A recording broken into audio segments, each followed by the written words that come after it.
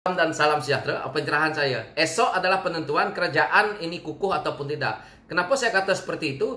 Karena esok adalah diumumkan oleh PM bahwa pembentukan kabinet baru. Dan di sini kita lihat parti-parti yang membentuk kerajaan ini, jika mereka terima hakikat siapa yang dilantik oleh Perdana Menteri, maka kerajaan ini akan boleh kukuh. Tetapi jika esok mereka tidak terima hakikat bahawa siapa yang dilantik oleh Perdana Menteri ini sesuai ataupun tidak melibatkan diri mereka yang rasa tidak puas hati itu, maka akan berlaku lagi kejatuhan kerajaan yang mereka bentuk ini. Yang mana kita tahu apa yang berlaku di kerajaan yang lalu adalah disebabkan ketidakpuas hati di antara pemimpin yang menyokong kerajaan Tan Sri Muhyiddin yang masa lalu. Dan apa yang berlaku kepada Datuk Seri Ismail Sabri ini sebagai Perdana Menteri juga akan berlaku jika ada di antara komponen parti yang sama dalam kerajaan yang ada ini tidak berpuas hati. Jadi ini juga akan berlaku. Jadi itulah kerana saya kata esok adalah penentuan apakah kerajaan ini kukuh ataupun tidak. Saya harap kerajaan ini boleh kukuh sampai ke pilihan raya nanti. Kerana kita lihat apa yang berlaku, kes yang ada di dalam negara kita hari ini saja sudah mencecah 25,000. Yang bertelagah sesama mereka, yang jatuhkan diri kerajaan mereka adalah mereka dan menggantikan kepada orang-orang baru daripada kalangan yang sama. Tetapi nak salahkan orang di luar, nak salahkan Pakatan Harapan, ini adalah kerja mereka sendiri. Yang jatuhkan Tan Sri Muhyiddin Yassin adalah orang UMNO. Yang jadi Perdana Menteri hari ini pula orang UMNO. Jadi di sini saya lihat dan saya sebagai rakyat berharap tidak berlakunya kejatuhan kali kedua, kerana apabila berlakunya kejatuhan yang mana kita lihat hari ini, kes makin meningkat, tidak ada orang yang mengurus kerana kabinet belum terbentuk. Ini yang kita risaukan sebagai rakyat. Tetapi mereka yang bermain politik ini, yang mana ahli-ahli politik yang ada dalam kerajaan hari ini, mereka memikirkan jawatan mereka. Mereka tidak memikirkan rakyat ini mati ke, sakit ke, makan ke tidak, ada duit ke tidak. Inilah yang berlaku hari ini. Itu yang saya risaukan. Kalau besok ada daripada kalangan parti yang tidak berasa puas hati akan pelantikan-pelantikan ini, maka saya akan lihat ada satu penarikan menyokong kepada kerajaan yang ada lagi. Dan kita lihat, kalau bersatu esok merasakan bahawa mereka tidak mendapat apa yang mereka mahu, yang mana mereka mahu jawatan itu lebih banyak diberikan kepada mereka, maka kita tahu mereka akan bertelagah dengan UMNO, yang mana sebenarnya kerajaan ini juga terbentuk daripada hasil mereka yang tidak punya kerjasama sebenarnya. Tetapi hanya kerjasama inginkan kekuasaan dan jawatan dan tidak ingin menjadi pembangkang. Kerana itu saja mereka pertahankan diri mereka dalam kerajaan ini. Bersatu dengan UMNO, mereka tidak ada persepahaman dalam politik ni. Mereka hanya nakkan jawatan ini untuk kepentingan parti dan diri mereka masing-masing.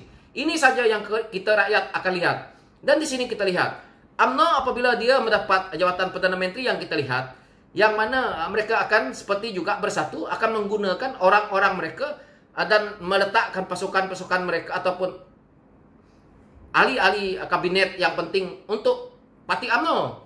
Ini akan kita lihat, yang mana ini akan menjadi pertikaian di antara mereka, dan ini juga saya lihat boleh ke arah tumbang lagi kerajaan ini.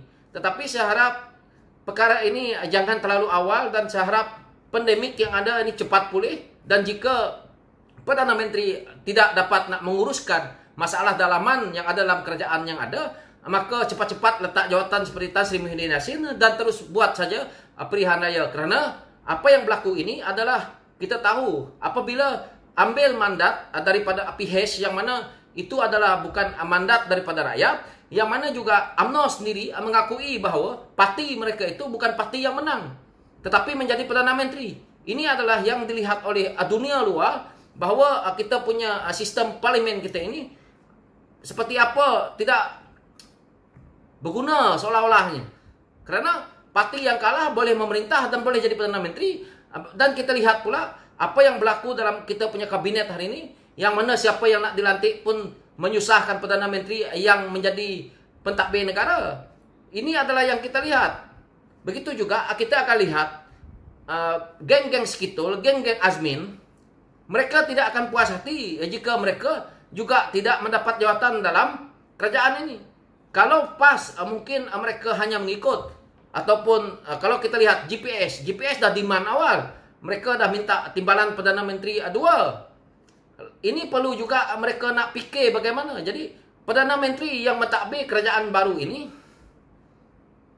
dalam keadaan serba salah, kerana dia harus mengambil orang-orang UMNO, tetapi dalam waktu yang sama dia juga harus menjaga hati Parti Bersatu. Begitu juga dengan PAS, begitu juga dengan GPS. Jadi ini yang menyukarkan siapa yang hendak dilantik. Jika Perdana Menteri yang ada hari ini nak mengecilkan kabinet, ini juga akan menjadi pertikaian mereka, kerana mengecilkan kabinet pun menteri-menteri daripada kalangan komponen parti mereka mahu. Membesarkan kabinet akan dikritik oleh rakyat. Jadi serba salah. Perdana Menteri ini nak pergi ke A salah, pergi ke B salah. Pergi ke depan jatuh ke lubang gaung, pergi ke belakang ada naga besar di belakang. Inilah yang menyebabkan serba salah. Jadi penentuan besok itu adalah kita lihat jika kukuhnya mereka membentuk kabinet baru esok, maka selamatlah kita. Tetapi kalau esok itu mereka bertelagah setelah pembentukan kabinet itu, maka kerajaan ini akan runtuh. Kerana 15 ataupun 15 pula, 5 orang saja yang menarik sokongan, maka kerajaan sudah tumbang. Ini yang berlaku. Itulah kerajaan ini terlalu lapuh sekali, dan ini amat membimbangkan kita rakyat, kerana kita tahu kes makin meningkat. Dan apabila saya berkata seperti ini, seolah-olah mengkritik UMNO saja, tapi ini hakikat yang mana kita tahu apa yang berlaku dalam kerajaan yang ada hari ini, dan rakyat semua tahu politik UMNO itu bagaimana. Jadi ini adalah satu yang apabila berlaku seperti ini, orang pun di luar sudah tahu.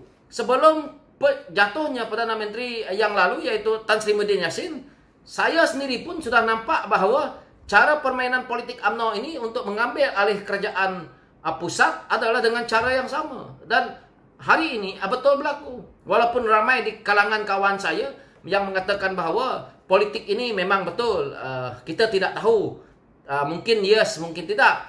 Tetapi saya meramalkan bahawa cara pengambilan itu sama. Tapi ramai kawan saya ketawa saya bahawa tidak mungkin akan berlaku kerana ini pusat. Saya kata samalah caranya. Apabila tarik sokongan, jatuhnya kerajaan, sokong balik, mereka jadi Perdana Menteri.